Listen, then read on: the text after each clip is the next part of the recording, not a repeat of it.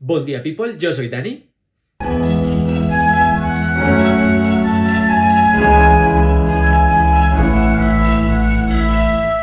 El día de hoy vamos a hablar sobre un libro que me encanta, que nos hace reflexionar sobre nosotros mismos como humanos y sobre nuestro papel en la sociedad. Y se trata del libro Ensayo sobre la ceguera, de José Saramago. Ya llevo más de un año haciendo videos y creo que más o menos sé cómo me gusta hacerlos y el estilo que tienen. Así que empecemos.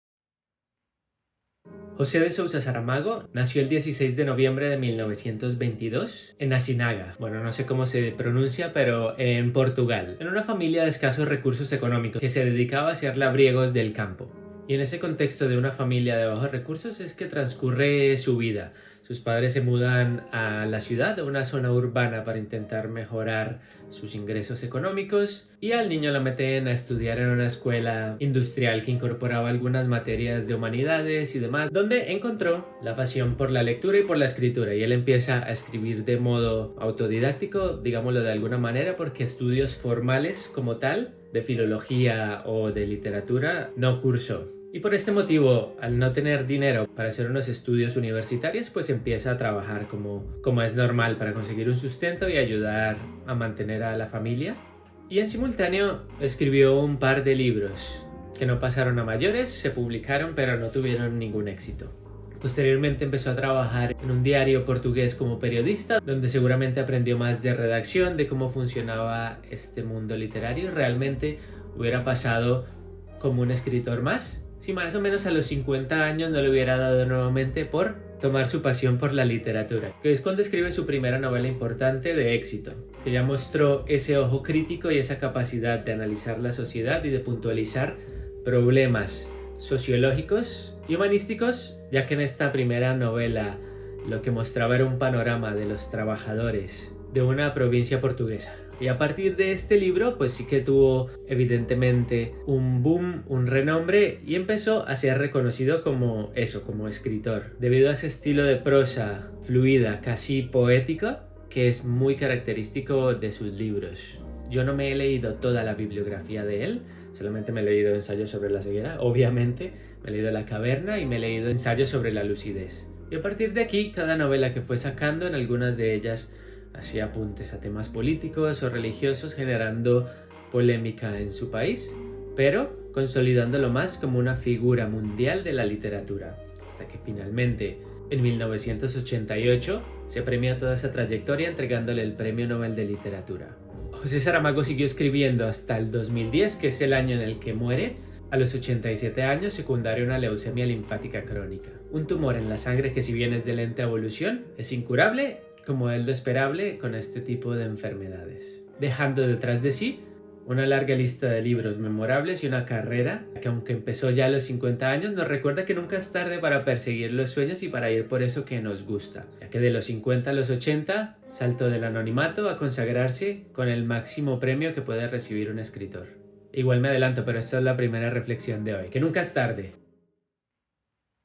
El libro en sí, Ensayo sobre la ceguera, si bien es una historia, realmente el título de ensayo parece un guiño al objetivo final de la novela, que es revelarnos, o por lo menos intentar profundizar sobre lo complejo de la naturaleza humana y lo frágil que es la sociedad. La historia más o menos es que una persona está conduciendo, para en un semáforo en rojo y se queda ciego. Se queda completamente ciego, no ve nada más que una pantalla blanca. Entonces su esposa lo lleva al médico y el médico ha visto unos cuantos que se han quedado ciegos, y esta ceguera lo que comienza es a propagarse como si fuera una epidemia, como si se contagiara, y cae uno tras otro que se van volviendo ciegos de manera no controlada. El gobierno intenta manejar la situación metiéndolos a todos los que se están quedando ciegos en un manicomio, porque era el único recinto grande para meter este tipo de enfermos. En ese manicomio inicialmente están controlados, les van dando comida, pero a nivel mundial la epidemia se sigue esparciendo hasta que finalmente todo el mundo se queda ciego, excepto una persona, que son los ojos que nos van a mostrar lo que está pasando, que es una mujer, que es la mujer del médico, que no tiene un nombre propio, que esto también igual tiene algún significado, pero esta mujer es la que ve todo. Sin embargo, ella decide hacerse pasar por ciega también y nos va a evidenciar todo lo que está pasando. en ese momento, cuando colapsa la sociedad, es cuando se empieza a ver la verdadera naturaleza de las personas. Entonces, en el manicomio, un grupo de ciegos, al ver que ya no hay guardas y que no hay seguridad, que realmente parece que todo está yendo mal, se toma el control del sitio de provisiones y se empieza a generar una situación de autoritarismo que nos lleva atrás miles de años en la historia de la sociedad, en la que el poder está dado por el que tiene la comida. Y en ese orden de ideas nos empieza a mostrar cómo ese poder corrompe a las personas, cómo hay abusos, cómo hay sometimiento, cómo el egoísmo toma el control de las personas en un mundo en el que no hay control. Y dentro del manicomio es donde transcurre toda esa primera parte, hasta que finalmente un grupito liderado por la mujer del médico, que haciéndose pasar por ciega, obviamente tiene una ventaja y logra liberarlos a todos, salen como grupo a la sociedad, ¿no? a la ciudad. Y allí se evidencia que todo el mundo está ciego, que la sociedad ha colapsado y que el caos total se ha apoderado del mundo. Entonces de esto se trata el resto del libro, esta segunda parte del libro, que es en la ciudad, es de estas interacciones sociales del grupo entre ellos y del grupo con el resto de la sociedad, entre otros grupos. Es una idea sencilla pero brillante, la historia de este libro, y te mantiene enganchado todo el tiempo. Y finalmente, después de habernos mostrado la degradación a la que puede llegar el ser humano en una sociedad sin leyes, de repente empieza a pasar que la gente empieza espontáneamente, al igual que la habían perdido, a recobrar la visión y empieza a rearmarse nuevamente como las que existían antes de todo esto. Lo primero de lo que quiero hablar, y creo que es un tema importante y hecho a propósito, es que en la novela no hay personas con nombres propios, no es la historia de Pedro o María, sino que este hecho de que no sean personas identificables, sino un concepto más abstracto de humanos, hace que igual seamos nosotros mismos los que estamos reflejados en la novela y que sea nuestra sociedad la que intenta mostrar esta novela. Es esta despersonalización de los personajes la que hace que sea personal para nosotros. Es que el libro todo el tiempo nos está haciendo ver esto, que la sociedad se mantiene en unos pilares súper frágiles, que si se rompen empieza a aflorar toda esa maldad de nuestra naturaleza humana que es inherente a nosotros mismos, y como el egoísmo, el yo, el solo pensar en mí mismo, en mi propio beneficio, en el poder que puedo yo tener, tiene como consecuencia el hecho de poder pasar por encima de todos los demás, por los medios que sea, para llegar a un objetivo final, individual, que es, como decía, un reflejo de la sociedad. Lo que pasa es que existen leyes que no puedo matar a alguien para coger su puesto de trabajo, pero esto es algo que el libro hace muy bien, que nos hace preguntarnos todo el rato: ¿y si estuviera yo en esta situación? ¿Quién sería yo de todos estos personajes? ¿Cómo sería mi forma de actuar si no hubiera leyes, si no hubiera un control social? ¿Qué pasaría? ¿Sería yo capaz, por ejemplo, de matar a alguien para comer? ¿Sería yo capaz de apoderarme de los suministros de agua y que me tuvieran que pagar todo si no se mueren de sed? Todo este tipo de reflexiones llevadas al extremo, pero que es súper interesante pensar, y que yo creo que es en gran parte el objetivo de Saramago, que es: ¿cómo sería yo en esta situación? ¿Qué haría? ¿Qué es lo que me hace humano y cuánto de humanidad me quedaría para entregar en una situación extrema como sería esta? Este libro se publicó en 1995, pero por ejemplo, series como The Walking Dead exploran la misma temática de una sociedad que colapsa por algún motivo, en este un poco más trivial, pero en el fondo es esa misma exploración de conceptos de sin el tejido social, sin la moralidad colectiva, sin esa ética que domina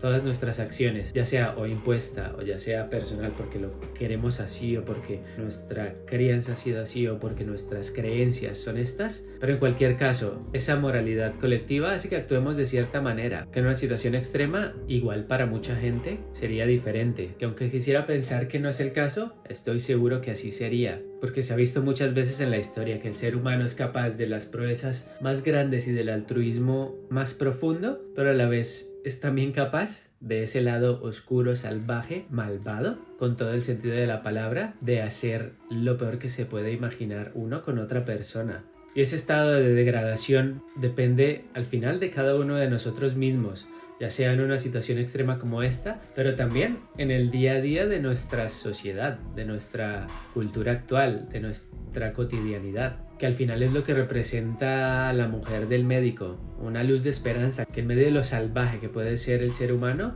Puede ser esa luz de esperanza que necesita otra persona y que cada uno de nosotros, aunque todo esté sumido en oscuridad, como la mujer del médico, una sola persona puede mostrar que la compasión y la dignidad y el amor por los demás puede prevalecer. Y yo creo que es un mensaje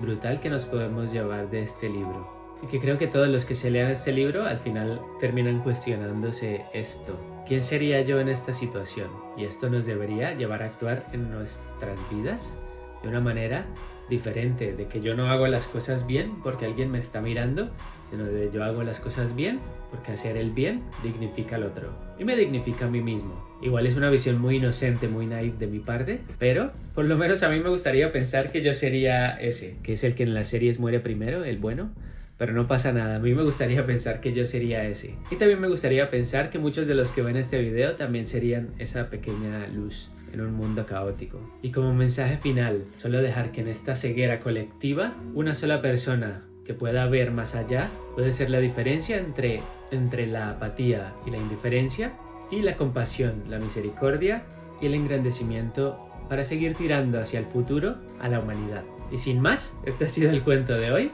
Si te gustó, comenta, suscríbete y ponme qué libro te gustaría que revisara después. Deja un like y nos vemos la próxima. Chao.